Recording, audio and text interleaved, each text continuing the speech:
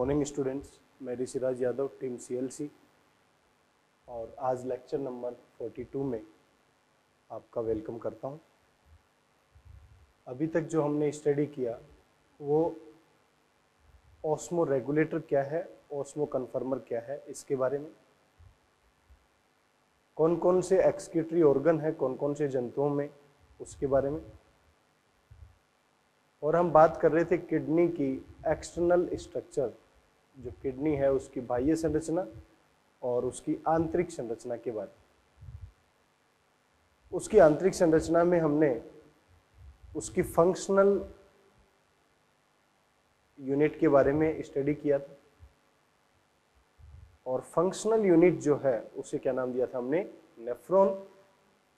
एक single kidney के अंदर 1 मिलियन नेफ्रॉन प्रेजेंट होते हैं, अर्थात 10 लाख, जबकि दोनों किडनी में देखा जाए तो 20 लाख नेफ्रॉन प्रेजेंट होते हैं।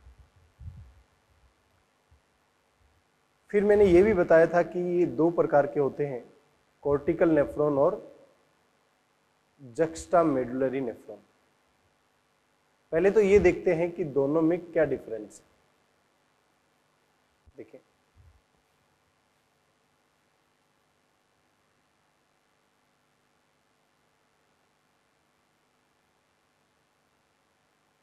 कॉर्टिकल नेफ्रॉन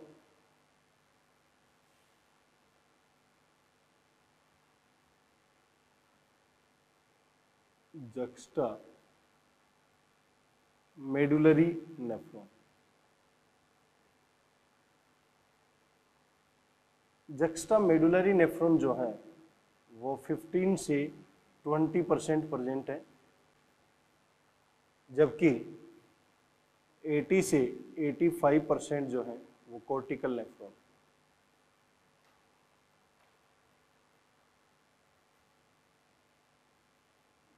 क्या क्या डिफरेंस है वो भी देख लेते हैं।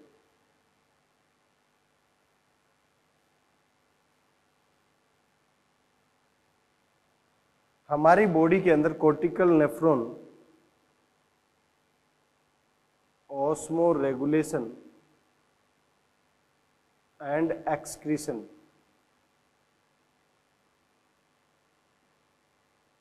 इसका मतलब परासरण, नियमन एवं उत्सर्जन में सहायता कर रहे हैं, जबकि जक्स्टामेडुलरी नेफ्रॉन जो है कंसंट्रेशन ऑफ यूरिन, इसका मतलब मूत्र के सांद्रण में सहायता कर रहे हैं।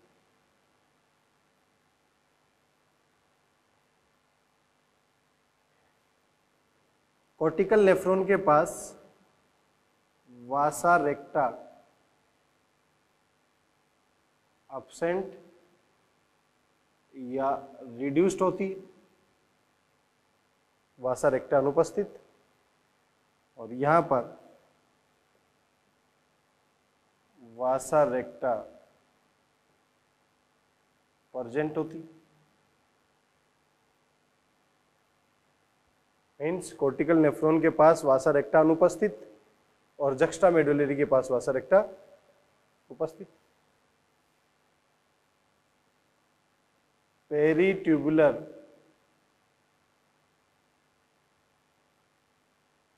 नेटवर्क कॉर्टिकल में भी प्रेजेंट होता है, और पेरीट्यूबुलर नेटवर्क ये दोनों में प्रेजेंट होता है।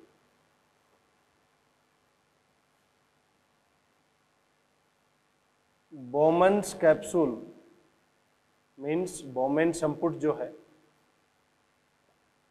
आउटर कॉर्टेक्स में होता है, और यहां पर बोमेन्स कैप्सूल जो है वो इनर कॉर्टेक्स में होता है।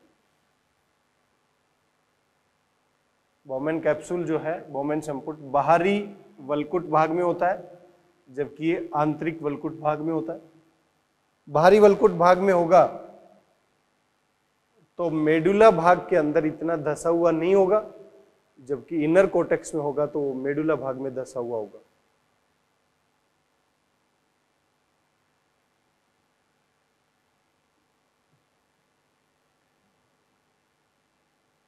नेक्स्ट पॉइंट देखिए,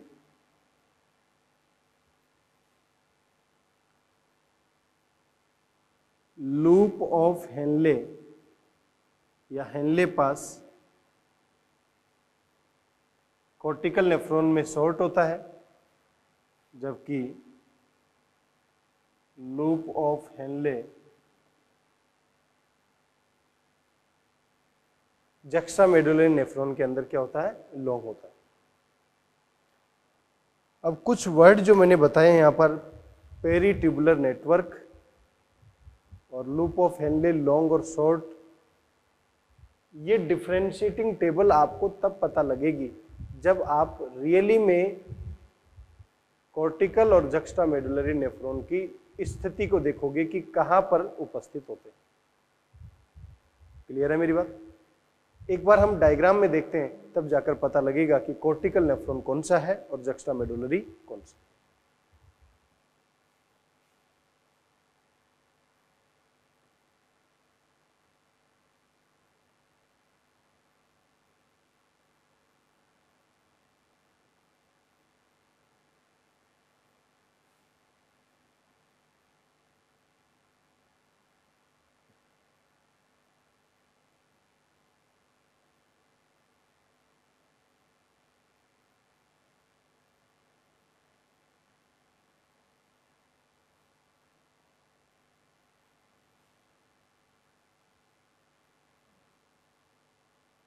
देखिए भाई,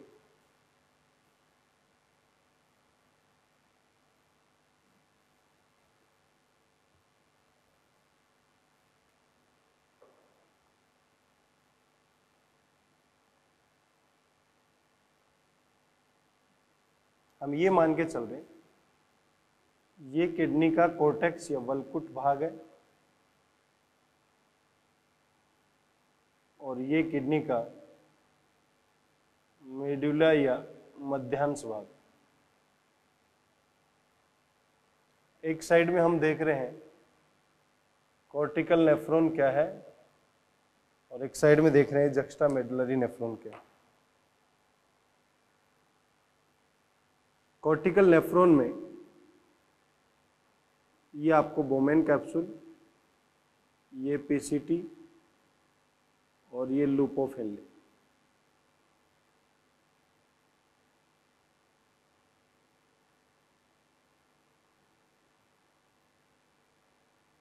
ये कलेक्टिंग डक्ट या संग्राहक नलिका। तो ये आपने देखा यहां पर बोमेन कैप्सूल जो है वो आउटर कॉर्टेक्स पार्ट में, और जक्स्टामेडुलरी में यदि आप देखेंगे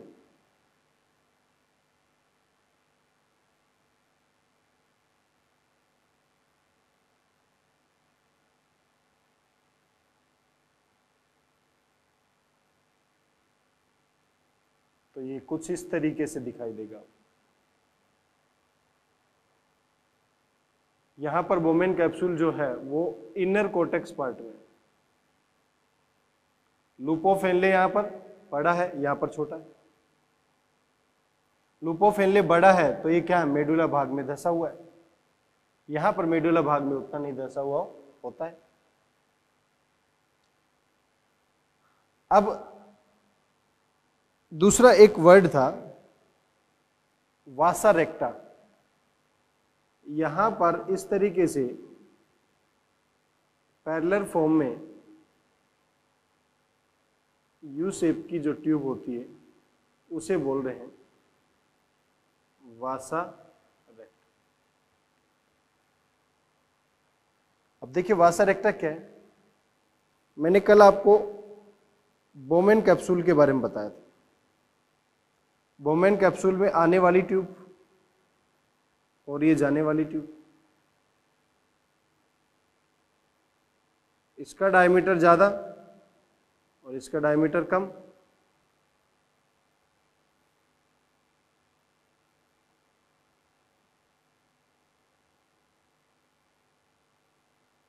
तो ये जो इफरेंट आर्टेरियल पार्ट है और ये एफरेंट आर्टरी वाला पार्ट है, ये आगे चलकर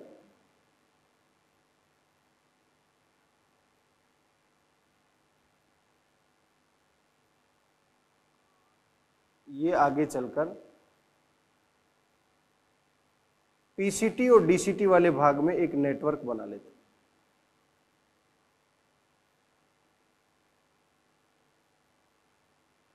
इसे बोल रहे हैं पेरीट्यूबुलर नेटवर्क या पेरीट्यूबुलर कैपिलरी नेटवर्क। और यही पार्ट आगे चलकर, ये तो बात किया मैंने पीसीटी और डीसीटी पार्ट को, और यही पार्ट आगे चलकर यू शेप की ट्यूब बना ले। ये क्या है? Vasa recta. Efferent artery Bowman capsule में एंटर करने वाली ट्यूब, इफरेंट आर्टेरियोल एग्जिट करने वाली ट्यूब। आगे चलकर ये ट्यूबुलर नेटवर्क बनाता है पीसीटी और डीसीटी पार्ट पर, तो उसको बोलते हैं पेरीट्यूबुलर नेटवर्क। और ये लूप ऑफ हेनले के पास में यू शेप की पैरेलल ट्यूब बनाता है, तो इसे बोलते हैं वासा रेक्टा। तो यहां पर तो वासा रेक्टा होगा, यहां नहीं होगा, लेकिन नेटवर्क पीसीटी और डीसीटी पार्ट में यहां पर भी प्रेजेंट है और यहां पर भी प्रेजेंट होगा।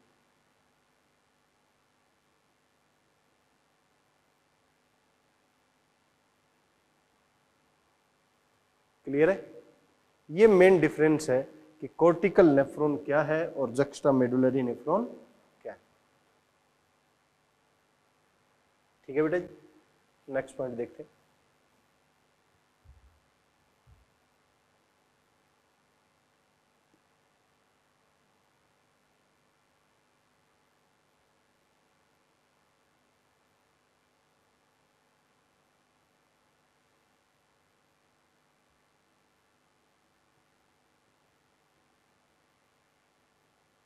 नेक्स्ट पॉइंट देख रहे हैं,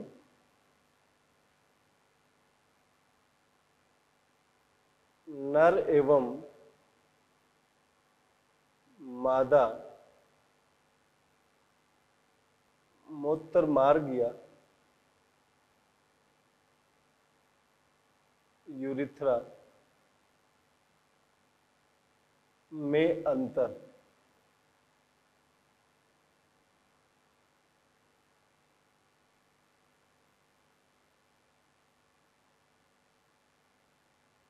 नर एवं मादा मूत्र मार्ग में अंतर।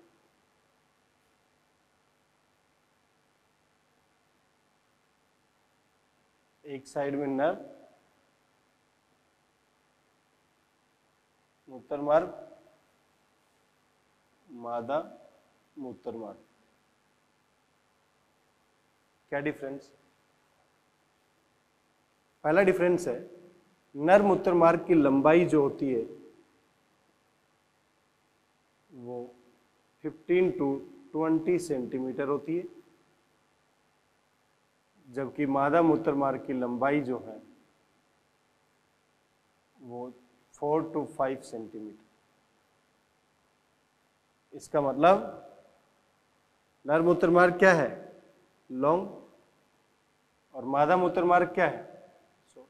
इसीलिए मादा मूत्र मार्ग के अंदर इन्फेक्शन होने के चांस ज्यादा रहते हैं। सेकंड पॉइंट, नर और मादा मूत्र मार्ग जो है, इसमें नर मूत्र मार्ग जो है वो मूत्र तथा वीर्य मीन्स यूरिन एंड सीमेन दोनों का क्या करता है? प्रवाह करता। जबकि मादा मूत्र मार्ग जो है वो केवल मूत्र के प्रवाह के लिए होता है। तीसरा पॉइंट, नर मूत्र मार्ग के अलग अलग भाग होते हैं।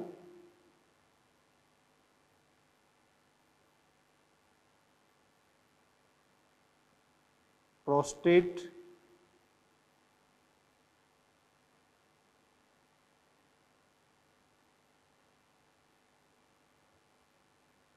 मेम्ब्रेनस,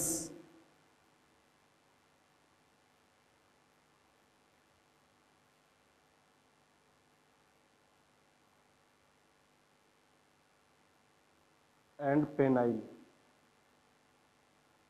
ये तीन अलग अलग पार्ट है, जबकि यहां पर भागों में विभाजित नहीं होता है।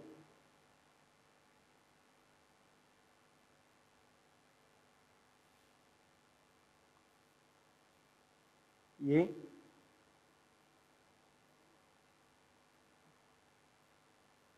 नर मूत्र मार्ग जो है, ये सीसन में एक छिद्र द्वारा खुलता है,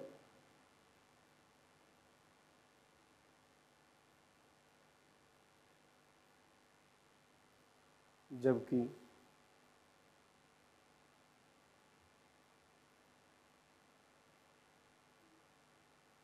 मादा मूत्र मार्ग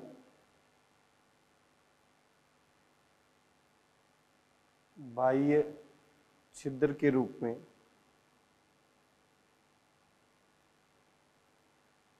सीधा खुलता है।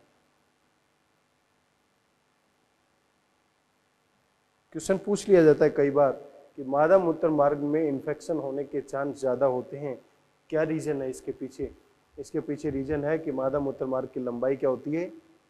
कम होती है।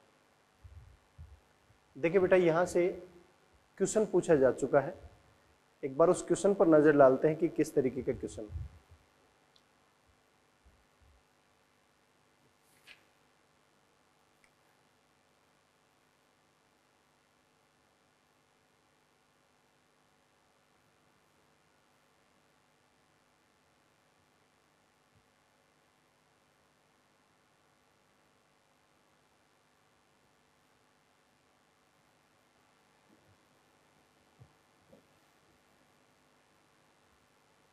देखिए कैसा क्वेश्चन पूछा गया।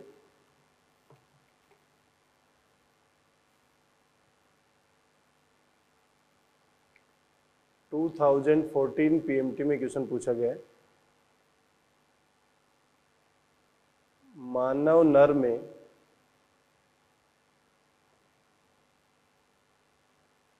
जनन और मूत्र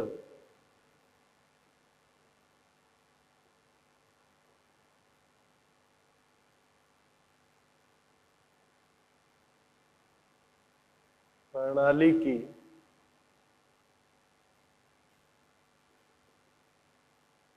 साझी अंत्यनलिका है।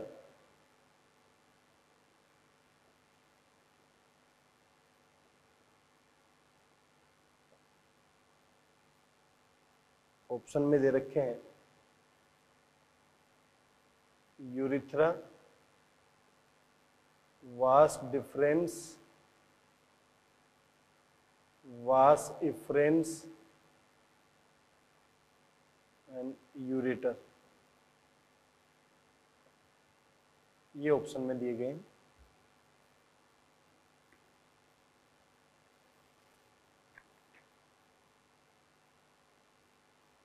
एक क्वेश्चन और देखें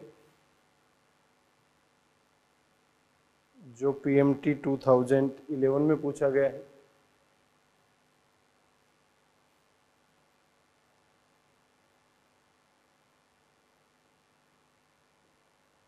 निम्नलिखित में से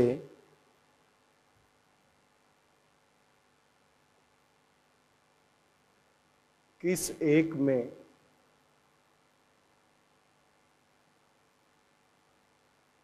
मूत्रवाहिनी या यूरेटर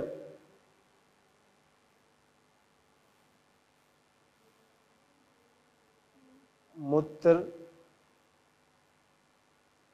जनन वाहिनी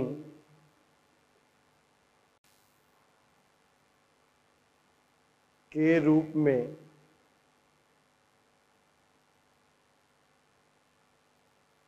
कार्य करती है।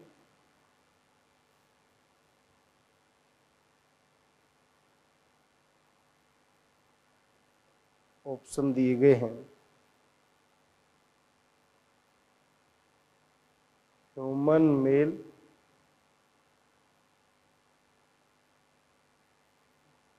ह्यूमन फीमेल,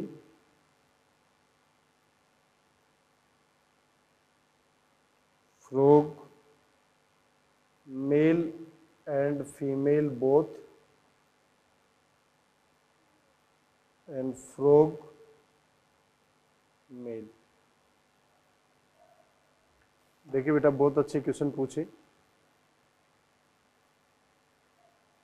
मानव नर में जनन एवं मूत्र प्रणाली की साजियत, इसका मतलब कॉमन टर्मिनल डक्ट पूछा है। किसके लिए? जनन के लिए और मूत्र के लिए। इसका मतलब मानव नर की बात कर, नर के केस में जनन का मतलब सीमेन के लिए, मूत्र का मतलब यूरिन के लिए। देखो यूरेटर जो है ये तो यूरिन के लिए, वास्ट डिफरेंस किसके लिए? सीमेन के लिए। वास्ट डिफरेंस इफरेंस दोनों ही क्या है? सीमेन के लिए। और यूरिथ्रा किसके लिए? तो करेक्ट आंसर क्या होगा? फर्स्ट। निम्नलिखित में से किस एक में मूत्र वाहिनी या यूरेटर मूत्र जनन वाहिनी का काम करती है? अब यहां पर क्या पूछ लिया गया है? यूरेटर। तो हमारे केस में मानव में यूरेटर किसका काम करती है? यूरिन। इसका मतलब ह्यूमन बीइंग का केस तो नहीं है। और फीमेल में मैंने बताया, फीमेल में डायरेक्ट ओपनिंग होगी और फीमेल केवल यूरिन का कैरी करेगा। इसका मतलब यहां पर ये फीमेल भी। तो करेक्ट आंसर क्या होगा? Frog male. फ्रॉग मेल के केस में यूरेटर यूरिन और सीमेन दोनों को कैरी करता है, जबकि ह्यूमन बीइंग के मेल के केस में जो यूरिथ्रा है वो दोनों का काम करता है। क्लियर है यहां तक?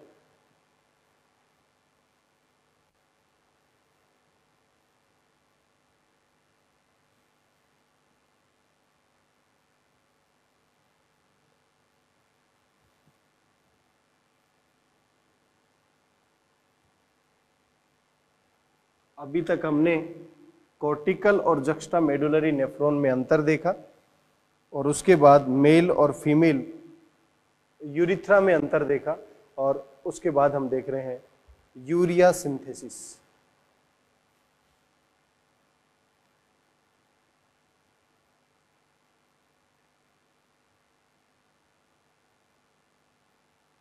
यूरिया का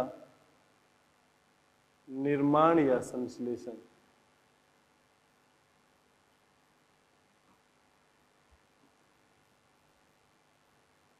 जैसा कि आपको पता है, मानव का केस देखा जाए तो मानव, इसका मतलब हम मैमल्स की बात कर रहे हैं, ये नाइट्रोजीनस वेस्ट को किस रूप में उत्सर्जित करते हैं? यूरिया की फॉर्म में। इसका मतलब यूरियोटेलिक प्राणी है। कैसे प्राणी है? यूरियोटेलिक। अब जो यूरिया को हम निष्कासित कर रहे हैं, तो यूरिया को किस फॉर्म में? 2 अमोनिया और 1 कार्बन डाइऑक्साइड मिल जाए तो हम क्या कहेंगे कि इसमें से NH2, इसमें से CO और फिर दूसरा NH2, ये आपस में कंबाइन करके ये क्या बना लेंगे? Urea plus H2। इसका मतलब हमारी बॉडी के लिए ये अमोनिया टॉक्सिक है, कार्बन डाइऑक्साइड भी टॉक्सिक है। इन दोनों को हमने यूरिया की फॉर्म में निष्कासित करा। लेकिन इस यूरिया का निर्माण या संश्लेषण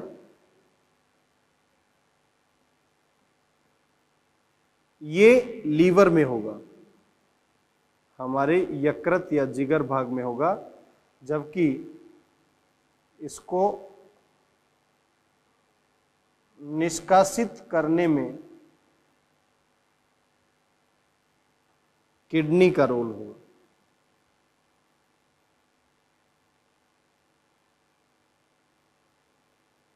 मीन्स वृक्क की भूमिका होती। तो सबसे पहले हम इस लीवर में हम यूरिया का संश्लेषण देख रहे हैं कि किस तरीके से होगा। देखिए बेटा जी, ध्यान से समझे। जो अमोनिया मैंने यहां पर बताए, अमोनिया जो है उसके 2 मॉलिक्यूल और कार्बन डाइऑक्साइड का 1। अमोनिया का 1 मॉलिक्यूल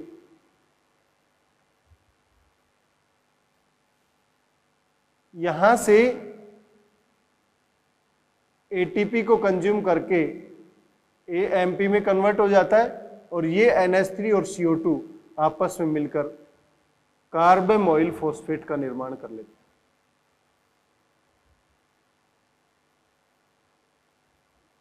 ये जो क्रिया है या बायोकेमिकल रिएक्शन है, ये मानव के लीवर में चल रही है। और लीवर में भी, लीवर की जो सेल्स हैं, कोशिकाएं हैं, उनमें शुरुआती रिएक्शन जो है वो माइटोकॉन्ड्रिया में, और जो अंतिम रिएक्शन है वो साइटोप्लाज्म में।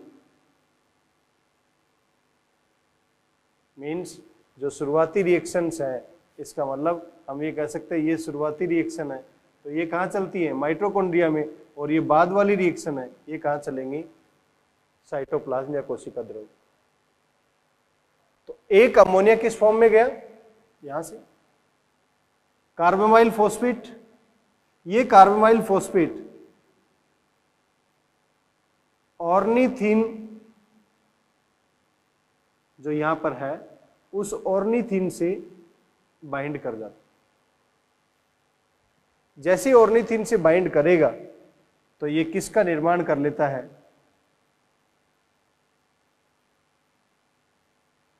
सिट्रुलिन का निर्माण कर लेता है। NH3 कार्बन डाइऑक्साइड एटीपी को कंज्यूम किया, कार्बामाइल फॉस्फेट, और कार्बामाइल फॉस्फेट ऑर्निथीन से रिएक्ट करके सिट्रुलिन का फॉर्मेशन कर लिया। और सिट्रुलिन अब दूसरा जो अमोनिया का मॉलिक्यूल है वो एस्पार्टिक एसिड की फॉर्म में आता है। यहां पर भी एटीपी एडीपी में कन्वर्ट होता है। यहां एंजाइम काम करता है आर्जिनो सक्सिनेट सिंथेज। आर्जिनो सक्सिनेट सिंथेज से आर्जिनो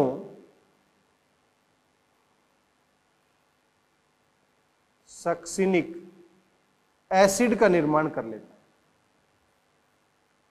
आर्जिनो सक्सिनिक एसिड का निर्माण करने पर यहां पर आर्जिनो सक्सिनेज, AS मीन्स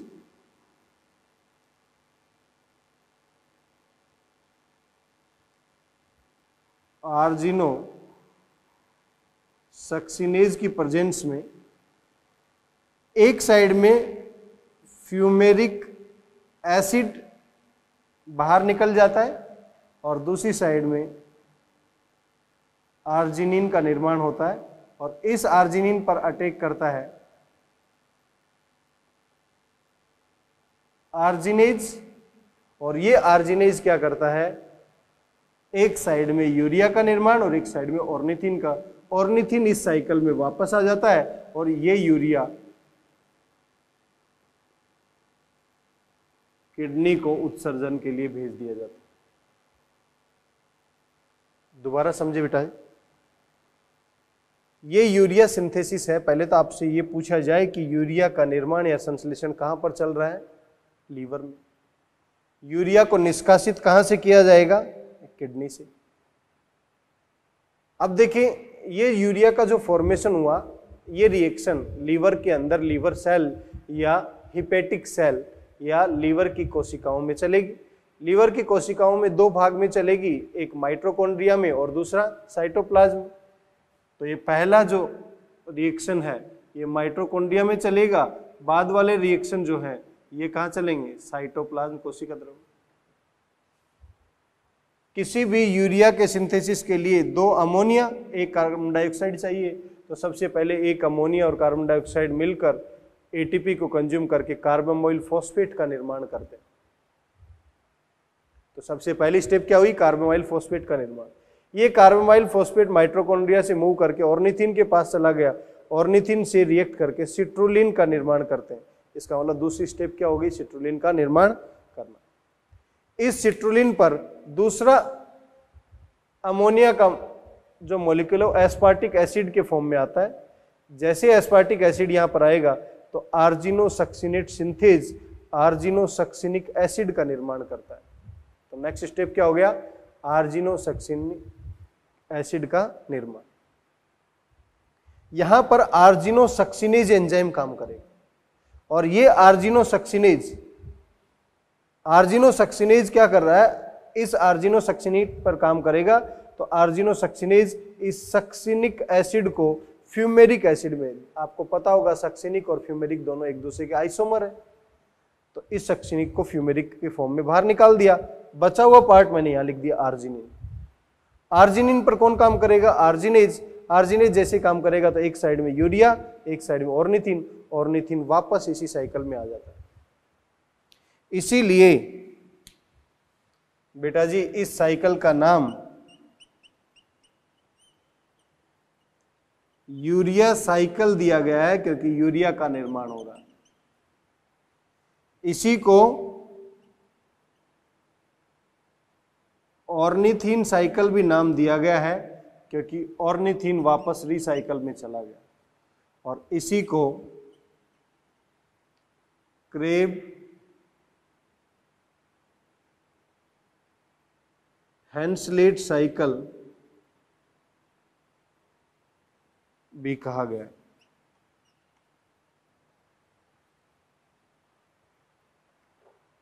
यूरिया का निर्माण और संश्लेषण जो है उसी साइकिल का नाम क्या है, यूरिया साइकिल, ऑर्निथिन साइकिल या क्रेब हैंसलेट साइकिल।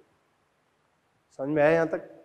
आपको ये पता होना चाहिए कि हम यूरियोटेलिक प्राणी हैं, तो यूरिया की फॉर्म में हम किसको उत्सर्जित कर रहे हैं और ये रिएक्शन कहाँ चलेगी और इसे किसके द्वारा निष्कासित किया जाएगा, और लीवर सेल में भी कहाँ कहाँ पर चलेगी, माइटोकॉन्ड्रिया और साइटोप्लाज्म। ये साइकिल एनसीईआरटी में नहीं दे रखा, फिर भी मैंने आपको बताया क्योंकि इससे रिलेटेड भी एक बार क्वेश्चन पूछा जा चुका है। तो एक बार वो क्वेश्चन देखते हैं कैसा क्वेश्चन पूछा गया।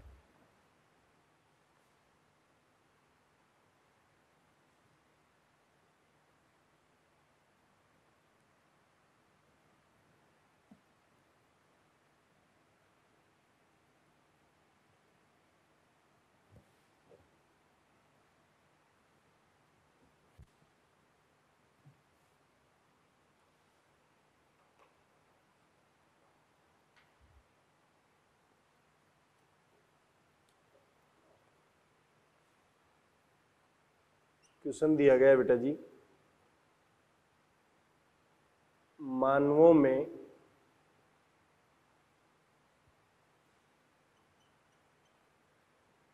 प्रधान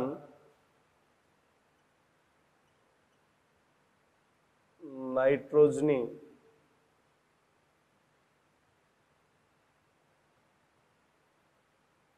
उत्सर्जी यौगिक का संश्लेषण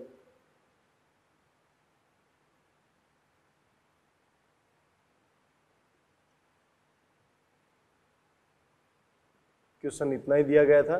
फिर डायरेक्ट ऑप्शन बनाए गए हैं। ऑप्शन क्या क्या बनाए देखें।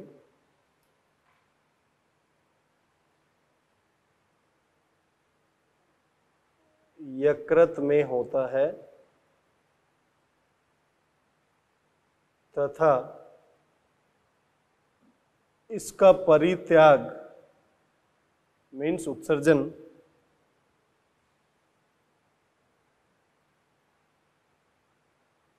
पित्त के द्वारा होता है।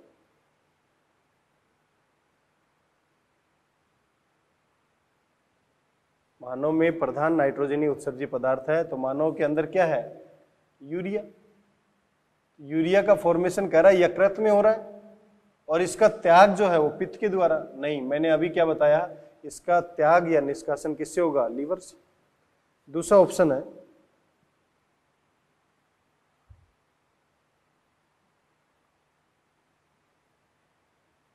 वृक्क में होता है,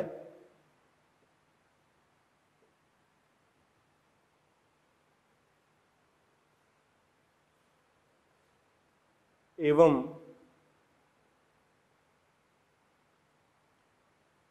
उत्सर्जन जो है यकृत द्वारा होता है। ये स्टेटमेंट भी गलत हो गया, क्योंकि पहले में कह रहा है कि यूरिया का संश्लेषण यकृत में होता है, ये तो सही है, लेकिन परित्याग पित्त के द्वारा होगा, ये गलत हो गया। ये कह रहा है वृक्क में संश्लेषण होगा, तो ये तो पहला स्टेटमेंट ही गलत हो गया। तीसरा दे रखा है यकृत में होता है तथा उत्सर्जन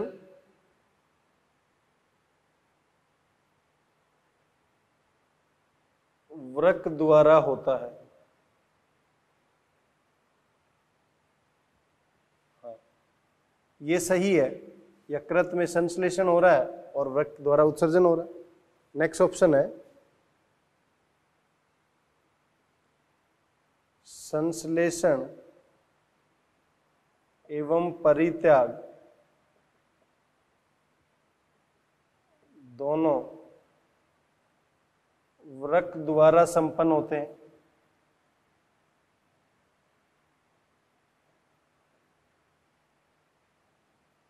ये भी गलत हो गया। क्लियर है मेरी बात यहां तक? ये क्वेश्चन पूछा गया, इसलिए मैंने इस साइकिल का यहां पर डिस्कस। नेक्स्ट पॉइंट देखें।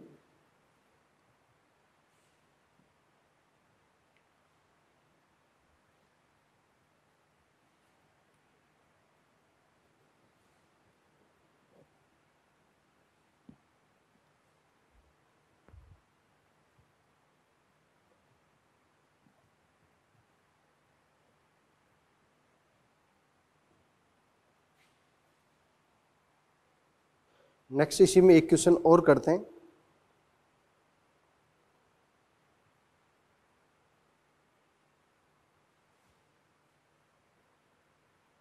अमीबा एवं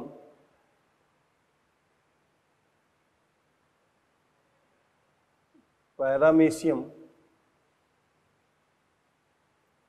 में परासरण नियमन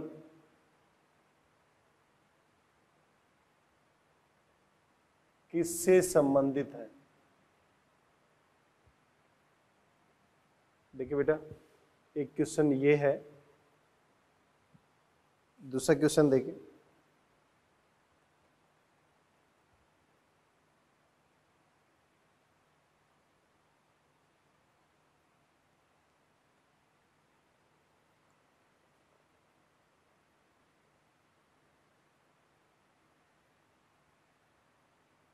निम्नलिखित में से कौन सी एक संरचना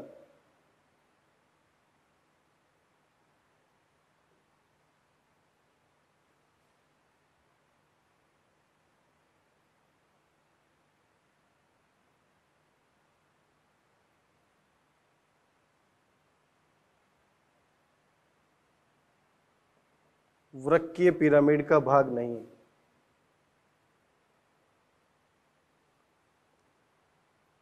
देखिए बेटा, यहां पर ऑप्शन दे रखा है केंद्रक, भोजनधानी,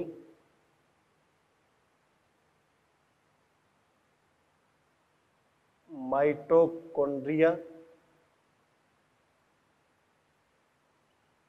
संकुचनशील रसधानी। देखो बेटा क्या बताया था, अमीबा और पैरामीशियम है। अमीबा और पैरामीशियम क्या है? प्रोटोजोआ। और प्रोटोजोआ के अंदर मैंने क्या बताया था कि ऑस्मो रेगुलेटर जो ऑर्गन है वो क्या होती है? Contractile vacuole. और कॉन्ट्रैक्टाइल वैक्यूल को यहां पर क्या बोला गया है? संकुचनशील रसदानी। नीचे है निम्नलिखित में से कौन सी एक संरचना वृक्क के पिरामिड का भाग नहीं है? ऑप्शन क्या दे रखे हैं?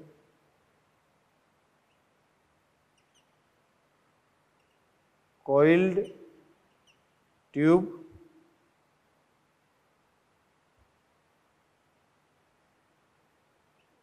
पीसीटी और डीसीटी।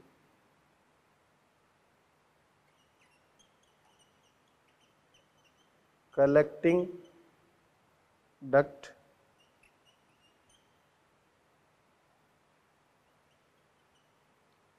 हेनले पास या हेनले लूप,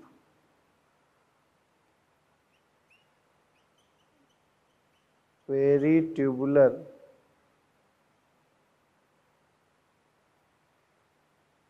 देखो बेटा क्या क्वेश्चन बनाया है, ये कह रहा है निम्नलिखित में कौन सी एक वृक्कीय पिरामिड का भाग नहीं। तो पहले हमें यह समझना पड़ेगा वृक्कीय पिरामिड क्या है। इसका मतलब ये रीनल पिरामिड की बात कर। अब आपको पता है रीनल पिरामिड कहां पर होते हैं? कहां पर होते हैं? मेडुला, क्योंकि उसे मेडुलरी पिरामिड भी बोलते हैं। अब ये कह रहे हैं मेडुलरी पिरामिड का पार्ट नहीं, इसका मतलब मेडुला में नहीं। तो कलेक्टिंग डक्ट मेडुला का पार्ट है, हेनले लूप ये भी मेडुला का पार्ट है, पेरीट्यूबुलर नेटवर्क वासा रेक्टा फॉर्मेशन करेगा तो ये मेडुला का पार्ट है। तो ये और ये तीनों तो मेडुला के पार्ट है, लेकिन ये नहीं है पीसीटी और डीसीटी। ये किसका पार्ट है? कोर्टेक्स। करेक्ट आंसर क्या होगा? फर्स्ट। क्लियर है बेटा जी? आज मैंने जो डिस्कस किया है एक बार मैं उसको संक्षिप्त रूप में बताऊं तो आज मैंने आते ही आपसे डिस्कस किया कि कॉर्टिकल नेफ्रॉन क्या है, जक्स्टा मेडुलरी नेफ्रॉन क्या है, उनमें क्या अंतर है। एक वृक्क के अंदर और किडनी के अंदर किस तरीके से ये अलग अलग पोजीशन के ऊपर स्थित होते हैं। उसके बाद मैंने बताया मेल और फीमेल यूरिथ्रा में क्या अंतर है। फीमेल यूरिथ्रा के अंदर इन्फेक्शन होने के चांस ज़्यादा क्यों होते हैं? क्योंकि फीमेल यूरिथ्रा का जो लेंथ है वो छोटा होता है। उसके बाद मैंने बताया फीमेल यूरिथ्रा जो है उसमें केवल यूरिन पैसेज के लिए है, मेल के अंदर यूरिन के लिए भी और सीमेन के लिए भी पैसेज। फिर मैंने बताया कि यूरिया का जो संश्लेषण है वो क्रेब हेंसलेट साइकिल या यूरिया साइकिल या ऑर्निथिन साइकिल के रूप में कि किस तरीके से यूरिया का संश्लेषण हो रहा है और हमारे शरीर में उपस्थित अमोनिया और कार्बन डाइऑक्साइड को किस रूप में यूरिया में उत्सर्जित किया जाता है। तो मानव एक यूरियोटेलिक प्राणी। इसी से संबंधित जो क्वेश्चन पूछे गए हैं उनके बारे में मैंने डिस्कस किया कि किस तरीके के क्वेश्चन पूछे जा सकते हैं। डिफरेंट एनिमल के अंदर एक्सक्रीटरी ऑर्गन क्या है उस बेसिस पर क्वेश्चन पूछा जा सकता है। स्ट्रक्चर, इसका मतलब कोर्टेक्स में कौन लोकेटेड है, मेडुला में कौन लोकेटेड है, इसका मतलब कोर्टेक्स के अंदर कौन कौन स्थित है और मेडुला के अंदर कौन कौन स्थित है, उस स्थिति के आधार पर भी क्वेश्चन पूछा जा सकता है। तो इस तरीके के जब भी क्वेश्चन पूछे जाते हैं तो आपको स्ट्रक्चर पता होनी चाहिए, उसकी संरचना पता होनी चाहिए। क्लियर है बेटा जी? तो आज जो मैंने डिस्कस किया है आज के लिए इतना ही। नेक्स्ट क्लास में हम डिस्कस करेंगे कि किस तरीके से यूरिन का निर्माण होता है, यूरिन फॉर्मेशन किस तरीके से होता है, कौन कौन से प्रकार के प्रेशर अप्लाई होते हैं और यूरिन का फॉर्मेशन किस तरीके से होगा, पर डे कितना फॉर्मेशन होगा और उसमें से कितना पार्ट ऐसा होगा जो यूजफुल है तो बॉडी उसको क्या करेगी, रीएब्जॉर्ब या पुनः अवशोषित करने का कार्य करती। इसके बारे में हम नेक्स्ट क्लास में यूरिन फॉर्मेशन में बात करेंगे। और इसके बाद हम बात करेंगे कि जो यूरिन फॉर्मेशन है, उस यूरिन फॉर्मेशन होने के बाद में उस यूरिन का डिस्चार्ज कैसे किया जाए, इसका मतलब मिक्सचुरेशन प्रोसेस क्या है, उसके बारे में बात करेंगे डिटेल में। आज के लिए इतना ही। Thank you so much.